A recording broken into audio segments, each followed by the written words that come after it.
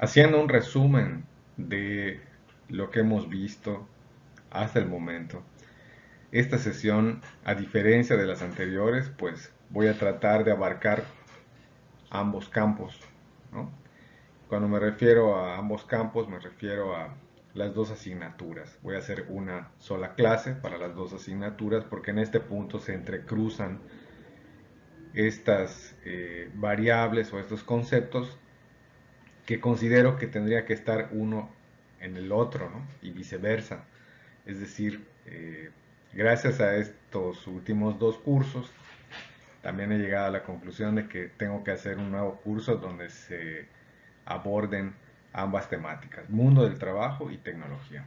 Pero un poquito para ponernos en contexto y a partir de eh, la transmisión que se hizo en el Facebook, pues los de mundo del trabajo están ahorita en el concepto de empleabilidad y el valor diferencial y los de tecnologías de información y comunicación están en el apartado de evaluación de la tecnología, ¿no?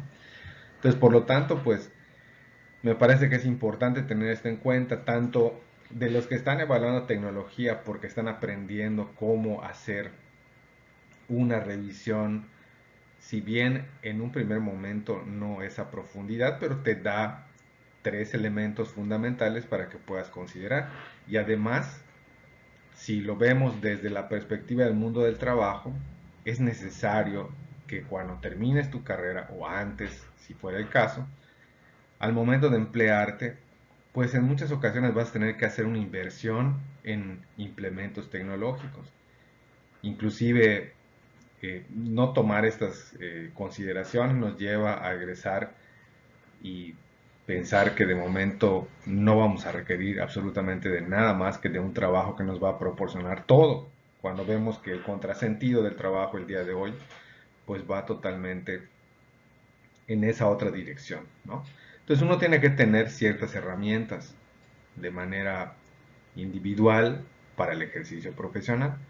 Es como pensar, y esto creo que lo he mencionado en algún momento, que contrates un plomero y el plomero llega a tu casa y tú le tengas que dar una caja de herramientas con todo lo necesario para que haga su trabajo. Normalmente el que presta ese tipo de servicio pues llega con sus propias herramientas, ¿no?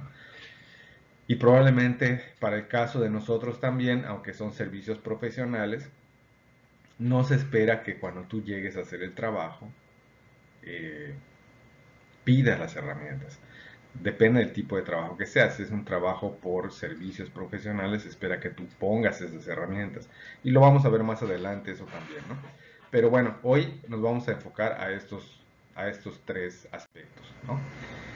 Al final del día, estamos ante una educación humanista en una universidad pública, estudiando en alguno de los cinco campus, por supuesto en alguna facultad, alguna de sus licenciaturas, ¿no? Y formamos parte de una generación, de un grupo, de un conjunto de alumnos y tenemos competencias genéricas de todos los universitarios y tenemos competencias específicas del área disciplinar. Por lo tanto, tenemos un conjunto de elementos que nos hacen formar parte de un grupo, pero al mismo tiempo estamos pensando en un valor diferencial, algo que me haga diferente de los demás. Creo que en esa parte es donde también tenemos que considerar que, por ejemplo, si estudio Derecho en la Facultad de Derecho de la UADY y pienso que soy diferente a los demás, también tengo que considerar que no solamente está la Escuela de Derecho de la UADY, está la Escuela de Derecho de la CTM, la de la Marista, la de la Náhuac, la San Agustín y no sé cuántas otras escuelas de derecho existan en la actualidad, ¿no?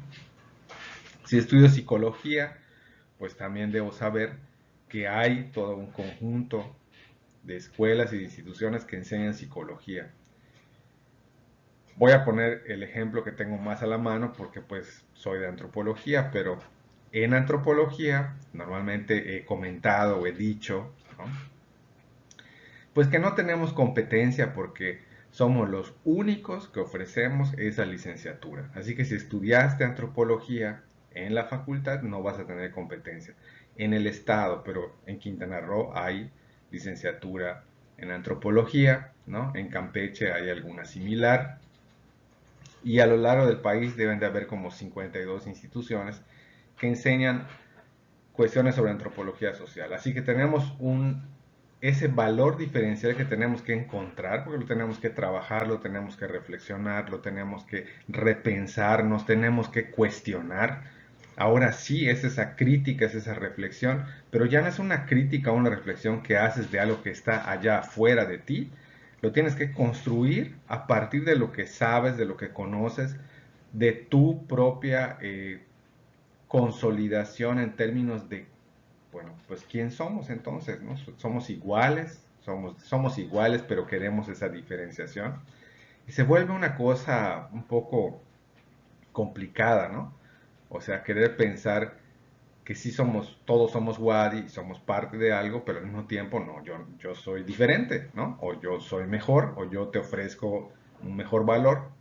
Y ahí es donde está esta situación. Y si lo pensamos solamente dentro de casa, dentro de nuestro salón de clases, pensamos somos diferentes porque soy el mejor, ¿no? Por decirlo de alguna manera. O pensamos, bueno, soy diferente porque tengo más liderazgo, porque tengo mejor estructura del pensamiento para expresar las ideas, me puedo desenvolver mejor con mis compañeros, soy más sociable, soy más empático, lo que tú consideres que seas y que te dé esa diferenciación, pero no solamente acaba ya ese recuento, no es solamente ese recuento de lo último que has vivido en esa etapa universitaria. Creo que con el ejercicio de las trayectorias laborales también vamos sumando lo que aprendemos de los abuelos, lo que aprendemos de los papás, lo que rescatamos, a lo que le asignamos valor, ¿no? Le damos un reconocimiento a esa trayectoria, nos ayuda a acercarnos con nuestro pasado, por supuesto, para valorarlo mucho mejor, ¿no? Y también nos constituye y nos construye hacia adentro, porque todo eso es un legado, digamos, familiar. No importa que, por ejemplo, en esta generación, en tu generación, pues también se da esa ruptura entre la falta de escolaridad de los abuelos, ¿no? La mediana escolaridad de los papás y la escolaridad completa, que es la que probablemente tú tengas en este momento o que estés a punto de completar, ¿no? Y que son fenómenos que vamos viendo también del pasado que se van como remediando de alguna manera, pero se van haciendo otros problemas también en el mundo del trabajo, ¿no?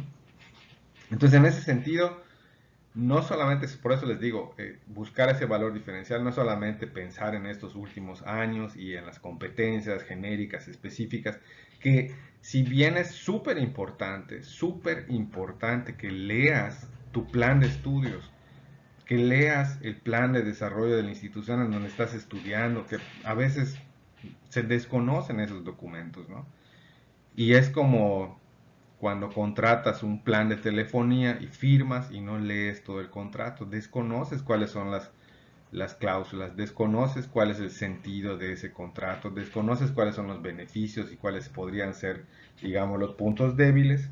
Y en ese sentido, pues vale la pena leer esos documentos porque en esos documentos vamos a ver, entonces ahora sí, cuál es ese checklist que debo de considerar, cuáles son esas competencias genéricas, cuáles son esas competencias específicas, cuáles son esas competencias disciplinares. Y como son tantas competencias, ¿no?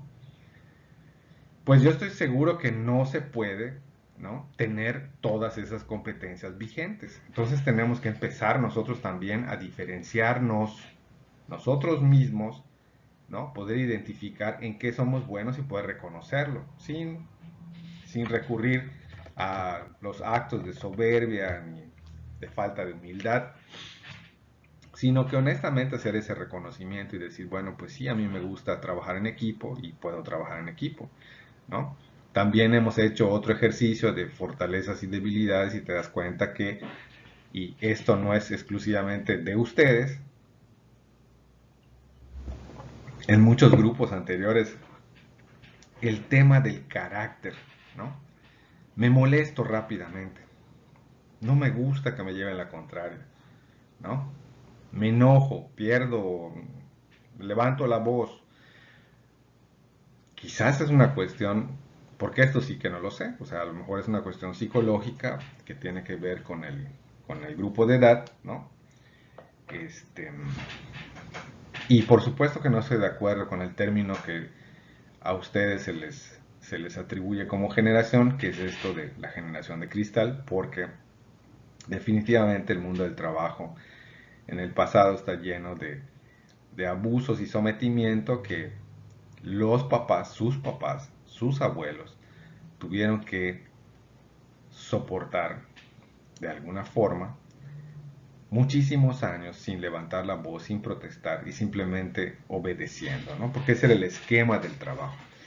Y probablemente también por ese esquema de trabajo, las generaciones anteriores trabajaban prácticamente toda una vida en el mismo lugar, porque era tal el sometimiento que de momento pues generaba temor cambiarse de trabajo y buscar otro trabajo. O sea, ahí empieza lo complicado. Y eso va para el ámbito de empleabilidad. Y eso va también para el ámbito de la tecnología, cuando no sabes manejar los implementos, que también son un punto de empleabilidad y también son un punto de entrada al trabajo. Y ahorita les voy a explicar por qué, ¿no? Me permití hacer la captura de pantalla de unas participaciones en el foro, ¿no? Por ejemplo, el caso de Fátima, que muchas gracias, ¿no? Que nos pone ese concepto de empleabilidad, pero si ustedes se fijan, este Julio César Nefa es uno de los grandes sociólogos del mundo del trabajo y este señor ha hecho prácticamente encíclicas y enciclopedias sobre el mundo del trabajo. La verdad, todos sus trabajos son, valga la redundancia, sobre el trabajo son sumamente interesantes. No, no les voy a decir que lean todo, pero sí pueden entrar y consultar este artículo que nos comparte Fátima, que está buenísimo, ¿no? Sobre la empleabilidad, porque efectivamente la empleabilidad de entrada es un concepto que viene de la lengua inglesa, en donde se fusionan dos palabras, employ, que es empleo, y ability, que es habilidad. Entonces se fusionan esas dos palabras y se genera el concepto de empleabilidad, employability. Pero lo cierto que más allá del concepto, ¿no? De lo que significa esta fusión de dos elementos, empleabilidad es desarrollar una capacidad para acceder, ascender, permanecer o cambiarse entre empleos en la búsqueda de mejores escenarios. En términos más simples sería esto, ¿no? Por supuesto, el artículo de NEFA habla también de la empleabilidad en términos del tiempo que pierdes el empleo y de cómo te sirve esta capacidad de empleabilidad para volver a reinsertarte en el mundo laboral y cómo esta empleabilidad también tiene un tiempo de vigencia y que esa vigencia puede ir como que en tiempo, como si fuera un reloj de arena, se va gastando ese tiempo y cuando pierdes vigencia y se vuelve obsoleto, ya no puedes entrar al mercado de trabajo nuevamente, ¿no?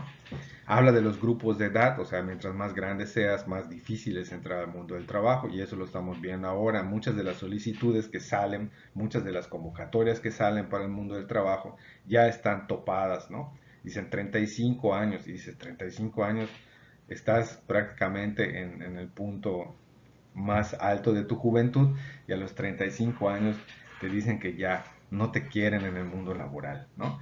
Entonces ahí tenemos una serie de contradicciones. Pero bueno, ese es un ejemplo nada más, no quiere decir que sea así. Hay trabajo para todos y hay de todo tipo de trabajos, ¿no? Pero lo importante de la empleabilidad es que si lo tomas en cuenta y te adjudicas, o sea, aprendes con una H intermedia, lo tomas para ti ese concepto.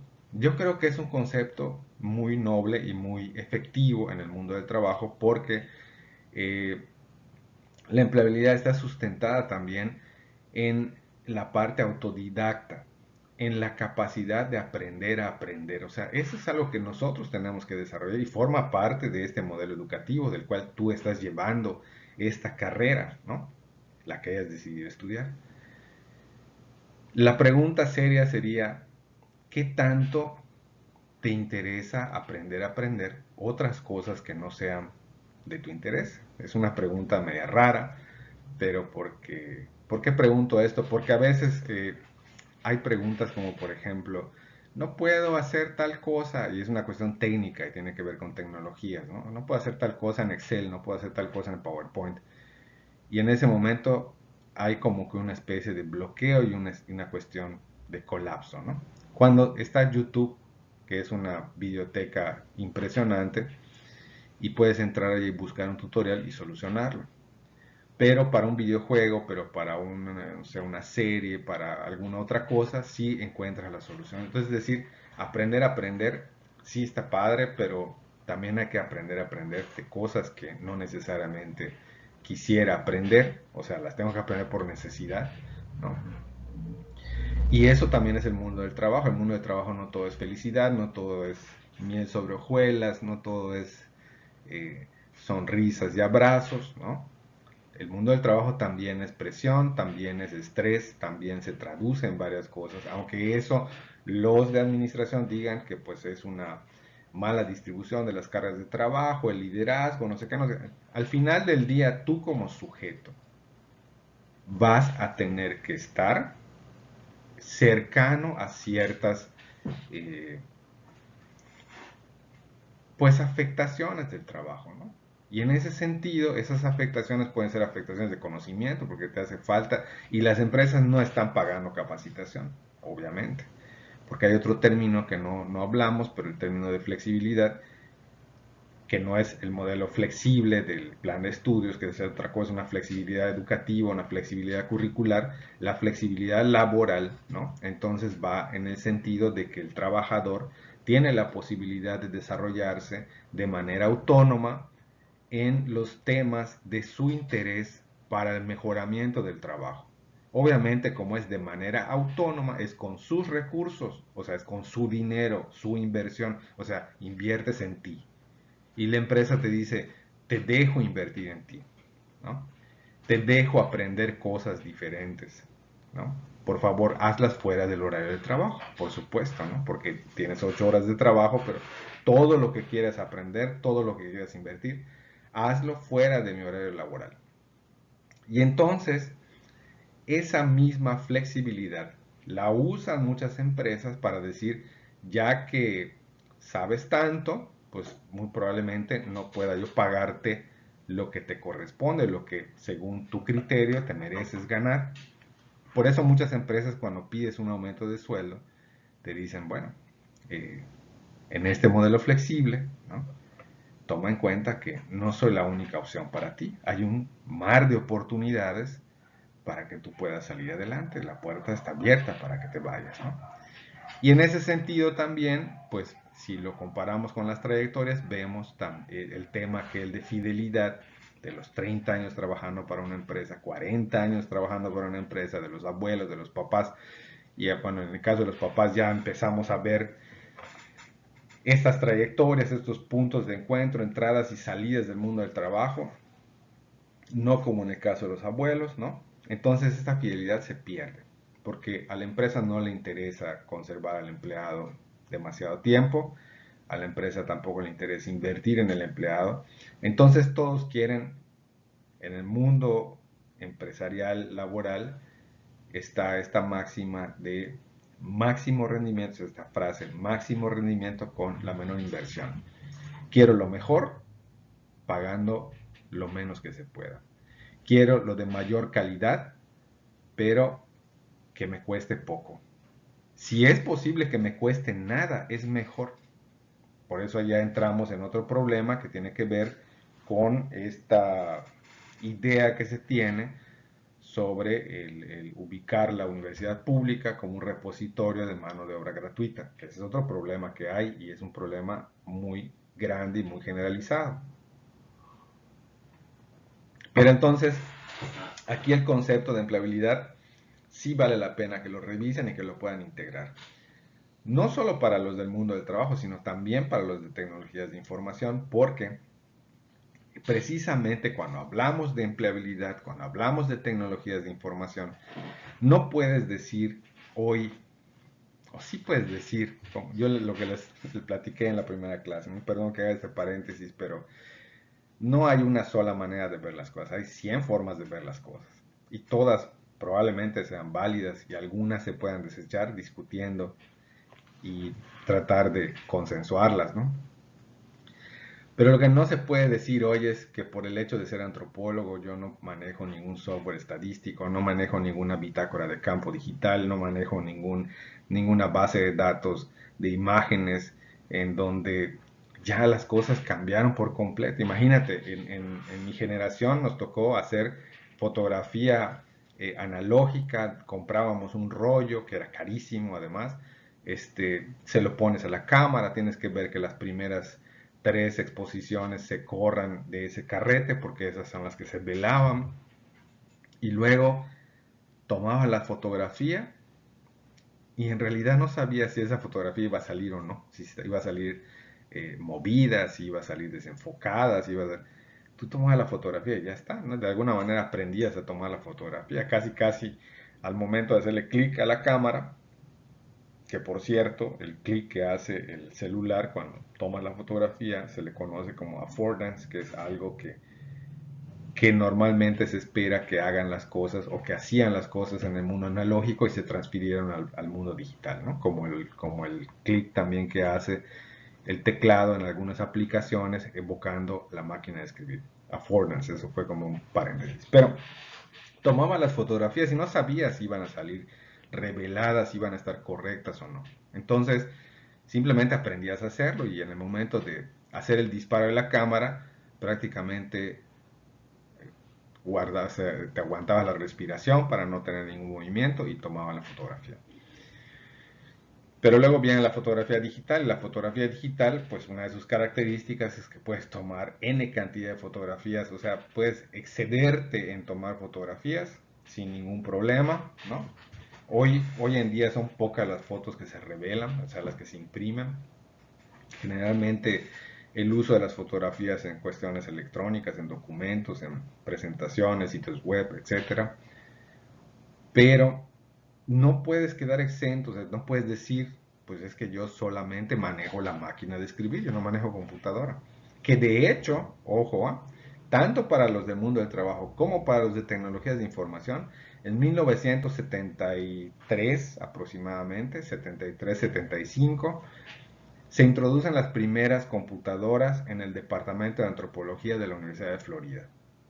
Y creen ustedes que hubo una bienvenida de los antropólogos diciendo, qué maravilla, con esto vamos a poder escribir mejor, vamos a poder editar mejor. No, lo que hubo fue una resistencia brutal al ingreso de las tecnologías de la computadora, porque primero no sabían cómo manejarlas, el sistema. En ese entonces se manejaban los discos de 5 un cuarto, lo pueden buscar en internet, que es un disco de 5 un cuarto. Y había que cargar un sistema operativo en primer lugar, después de que carga el sistema operativo, sacar ese disco y meter otro disco con algunas cosas que se llamaban, por ejemplo, eh, procesadores de... El WordPerfect fue uno ya más evolucionado, pero el primer procesador de textos que se utilizaba en ese tipo de computadora se llamaba Professional Write. Entonces cargaban ese procesador de textos, que no es en nada parecido a lo que es Word el día de hoy, y se manejaba con una serie de comandos y de controles y de atajos, es decir, combinaciones de teclas para poder hacer que funcionara ese programa. No fue una cosa maravillosa la integración de las tecnologías en el ámbito profesional, al menos para los de antropología, y me parece que a lo mejor habrá sido igual para todos los demás, ¿no? Creo que haya sido una gran eh, recepción que le hayan dado a estos implementos, ¿no? Pero de cualquier manera, pues sí es importante tener en consideración que no importa si eres antropólogo, turismólogo, comunicólogo, mucho menos, por supuesto, literato, ¿no? Arqueólogo, historiador, no puedes quedar exento, porque entonces eso me parecería que no conocer las tecnologías te estaría jugando un valor diferencial negativo, ¿no? Para tu empleabilidad. Y cuando haces la evaluación de los dispositivos probablemente que puedas utilizar en el desempeño de tu profesión, ¿no? No necesariamente tiene que decir que los tengas que tener, o sea, no tienen que ser tuyos, ¿no? En mi caso, pues yo sigo monitoreando dispositivos, ¿no? Que algunos de ellos son carísimos, que no los voy a tener de manera personal, pero el hecho de tener el conocimiento y seguir de manera de autodidacta, conociendo estos dispositivos, sus características, sus ventajas, sus propiedades, pues me permite entrarle al quite en el momento de algún proyecto, de algún trabajo, y ese sería mi valor diferencial, o sea, lo voy sumando a mi capacidad de empleabilidad. Y entonces el valor diferencial, o sea, la empleabilidad, espero que quede claro más o menos con este marco, que nos sirve para muchas cosas, para entrar al mundo del trabajo, cuando ya estás en el trabajo, para ascender entre uno y otro nivel, o inclusive para estar en un trabajo y estar buscando otro que mejore tus condiciones salariales, tus condiciones del contexto en el ambiente de trabajo, porque ese el ambiente de trabajo es algo relativo. Generalmente muchas empresas dicen lo que te ofrecen es un excelente ambiente de trabajo, ¿no? Y uno nunca sabe qué tan excelente es el ambiente de trabajo hasta que trabajas en el lugar. Así que, ojo, ¿no? Bueno, pero esto es casi siempre igual en muchos, por no decir en todos los lugares. Y el valor diferencial, pues lo vamos sumando, ¿no? O sea, obviamente transformar nuestras debilidades, fortalezas también sería parte de ese valor diferencial.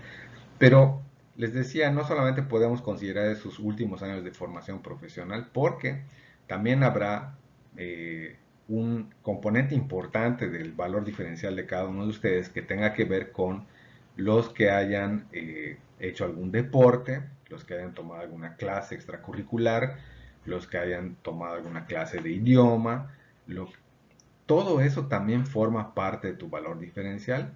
Cuando tú combinas entonces la empleabilidad con tu valor diferencial, en muchas ocasiones el acceso al primer trabajo no necesariamente está dado desde el ámbito de tu profesión. Puede ser alguna de esos tintes del valor diferencial, por ejemplo el inglés, por ejemplo la danza, por ejemplo el piano, ¿no?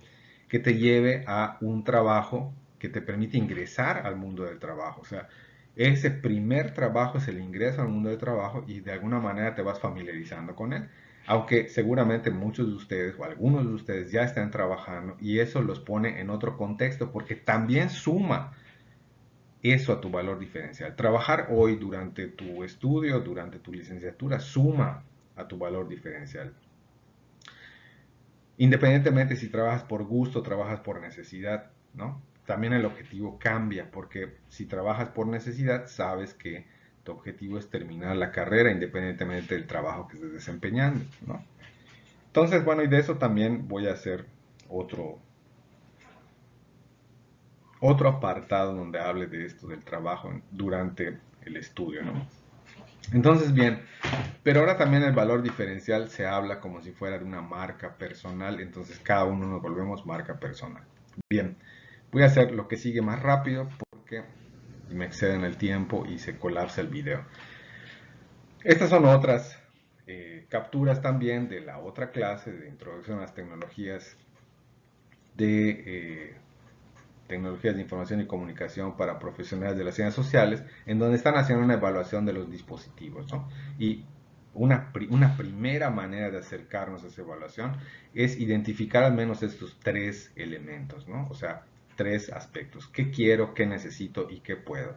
El qué quiero es más que nada una cuestión aspiracional y nos vamos siempre por la cuestión de la publicidad. Por supuesto, tenemos que estar impactados por la publicidad y nos generan estos objetos de deseo tecnológico en donde a lo mejor es una taza, ¿no? Que en este extremo se conecta con un dispositivo Bluetooth que permite que se caliente, ¿no? Desde lejos, de vía remota, la puedo activar en mi celular y entonces me ven en esta taza, que una taza común y corriente vale 50 pesos, 30 pesos, ¿no? Y esta taza que tiene esta conectividad Bluetooth vale 1,800 pesos. Y la gente lo compra, ¿no? Obviamente esta no es esa taza, no existe esa taza. Bueno, al menos hasta donde yo sé. Pero Es una cuestión aspiracional y lo enmarcan en tu valor diferencial, porque si quieres ser diferente, pues tienes que aspirar a cosas diferentes, ¿no? Pero sabemos en nuestra formación y hacemos esa crítica constante hacia el consumo, ¿no? El consumismo sobre todo. El consumo quizás no sea malo si logramos hacerlo de manera fundamentada, si logramos hacerlo de manera reflexiva, ¿no? Y con un objetivo. El consumismo es lo que nos pone en una desventaja. Entonces, identificar el aspecto del qué quiero, el aspecto aspiracional, bueno, pues nos pone en un primer nivel, ¿no? Si, bueno, yo quiero no sé, vamos a hablar de, de celulares, ¿no? Yo quiero un iPhone, ¿no? Pero ¿qué es lo que necesito? ¿No? Y y en la parte de qué es lo que necesito, ahí entonces tengo que aplicar toda mi objetividad profesional y decir, yo necesito estas cosas, que cumpla con estos criterios, que tenga estas características. Y si no lo sé, pues me meto a revisar y aplico el aprender a aprender, ¿no? De manera autodidacta, qué necesito para hacer tales o cuales cosas, porque lo que yo necesite va a depender de las actividades que va a desarrollar, ¿sí? Y el último punto, que es el punto de nuestra realidad, que es el presupuesto. ¿Qué es lo que yo puedo comprar? Obviamente este ciclo se puede revertir, porque entonces cuando ya hice todo esto, ¿no? A lo mejor en este último punto del presupuesto, que eso es algo que no se hace en el ejercicio, pero se los voy a comentar, ¿no? Cuando yo entonces identifico qué puedo, ¿no? Entonces empiezo a buscar dispositivos que cumplan con mi criterio de objetividad. Entre ese rango, ¿no? de económico, qué puedo comprar, o sea, para qué dispositivos me alcanza, y entonces ya puedo medir un poco hasta dónde voy a cumplir con mi criterio de lo que necesito. No sé si me explico. Bien. Uno más. Este es de José Antonio, ¿no? De literatura, y se me hizo también interesante porque, bueno, la parte aspiracional es una laptop eh, marca Huawei Pro, sí, MateBook. Entonces, bueno, ahí hay un costo aproximado, 25,000 pesos, alrededor de 25,000 pesos, ¿no? Y dice, ¿qué necesito? Bueno, pues ahí lo describe muy bien, procesador para programas de diseño, procesador de texto, conectividad, capacidad de almacenamiento, que acá también vale la pena comentar que en términos generales parece que hay una tendencia, ¿no? De primero los dispositivos venían con una capacidad muy limitada de almacenamiento, o sea, cuando empiezan a desarrollarse el tema del cómputo en 1960, y luego va en escalada, hay un punto como una campana de Gauss, ¿no? Y ahorita va de bajada, porque entonces tienes equipos que son muy rápidos, con un muy buen procesador, vienen a veces limitados de memoria y limitados de capacidad de almacenamiento porque ya toda la conectividad se espera que lo guardes en una nube. Por lo tanto, también te vuelves consumista de una renta mensual de algo que está en la nube, que es un dispositivo físico que está en algún lugar del mundo replicado a veces 2 o 3 veces tu información y pagas una renta por ese almacenamiento, ¿no? Por lo tanto, los discos duros externos también parece que van de salida, entonces ahí habrá que ver qué onda con eso, ¿no? Entonces, bueno, por ahí está poniendo lo que necesita con base a, por supuesto, las actividades que desempeña.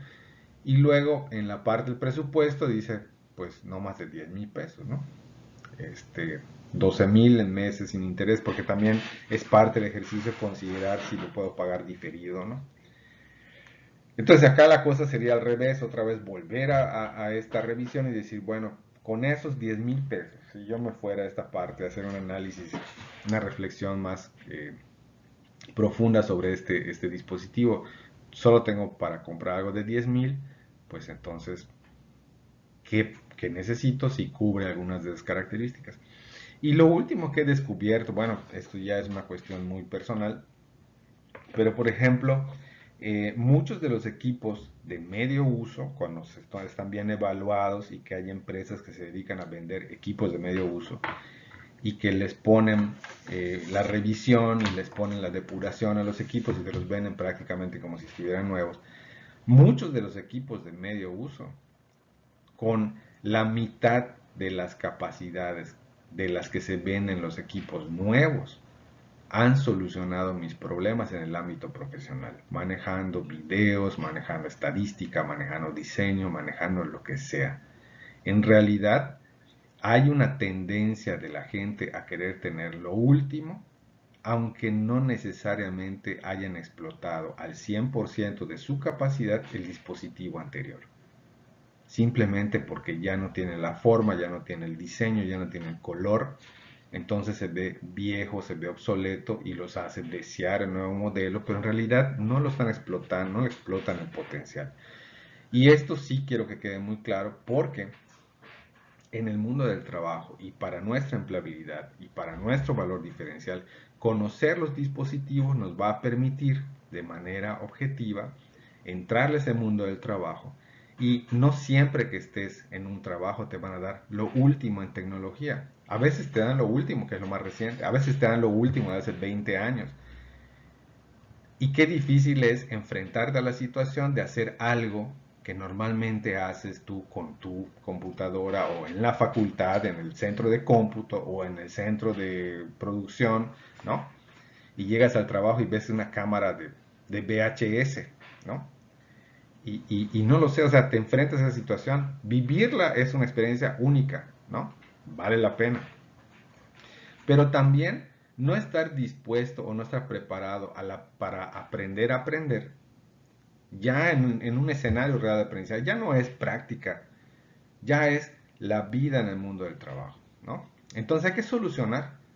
Ahí ya no te puedes poner a pensar si me enseñaron o no me enseñaron, es que me dijo, es que yo no estaba preparado para esto. Hay que solucionar, ¿no? Y en ese sentido vale la pena conocer también los dispositivos antiguos, ¿no? Entonces, vamos a cerrar. Entonces, ¿quién soy? ¿Cuál es mi valor diferencial? ¿Por qué quiero que me ubiquen?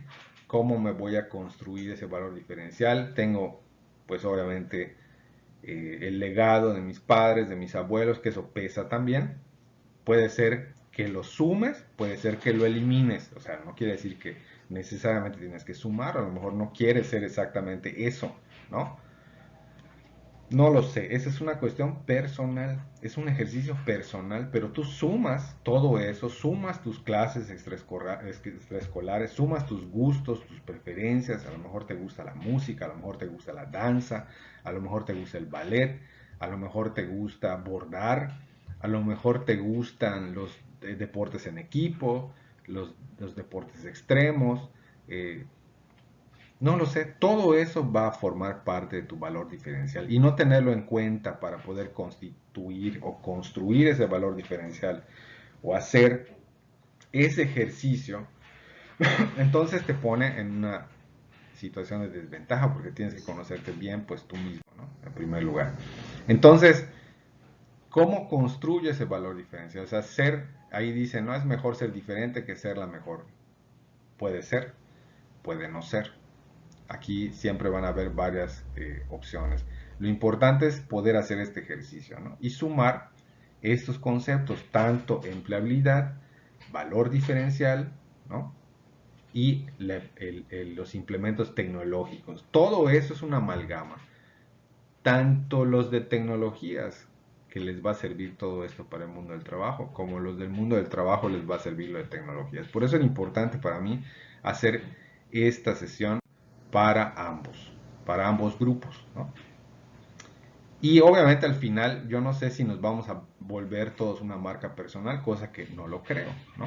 Porque digo, ni nosotros como profesores estábamos preparados para enfrentar esta situación pandémica y tener que hacer materiales de esta manera. Y muchos han preferido otro tipo de plataforma, ¿no? Como Teams, en donde hay que coincidir en tiempo y forma. Pero lo cierto es que esto es de hace 25 años y ya lo he mencionado en varias ocasiones, ¿no? O sea, estamos atrasados 25 años en materia tecnológica. Y lo que tenemos y consumimos en el país, una cosa es consumir la tecnología, otra cosa es generar la tecnología y proveer un marco tecnológico, social, cultural para abordar temáticas contemporáneas. Son dos cosas y dos mundos totalmente diferentes. No creo que nos tengamos que volver una marca personal, no creo que esto aplique para todas las profesiones. No creo que sea de siempre hacer esto. Probablemente en algunos momentos de tu empleabilidad tengas que recurrir a esto y generarte esa marca personal. Pero bueno, es importante también tenerlo en cuenta, ¿no? Y les recomiendo mucho este sitio de Romina Quiroga, en donde habla del valor diferencial. Y creo que este esquema del final nos permite generar una idea también de cómo podemos eh, tener este valor diferencial que sería esa propuesta de valor a través de nuestras competencias genéricas. Pensemos que en el atributo diferencial A es toda mi historia familiar y lo que reconozco de mis padres y abuelos en el esfuerzo, en el trabajo, ¿no? Pensemos que mi atributo diferencial B es todo aquello que me gusta, mis clases extracurriculares, pues mis aficiones, mis deportes y todo eso. Y pensemos que el atributo diferencial C sea mi carrera y las competencias específicas disciplinares. Y todo eso va a considerarse como una propuesta de valor muy diferente para cada uno de nosotros, ¿no? Por lo tanto, creo que estos elementos, tecnología, empleabilidad, valor diferencial, juegan un papel muy importante para tanto los de tecnologías como los del mundo del trabajo. Y como les digo, creo que al final será una sola clase y la próxima vez que la oferte será un solo curso que vea ambos aspectos. Gracias.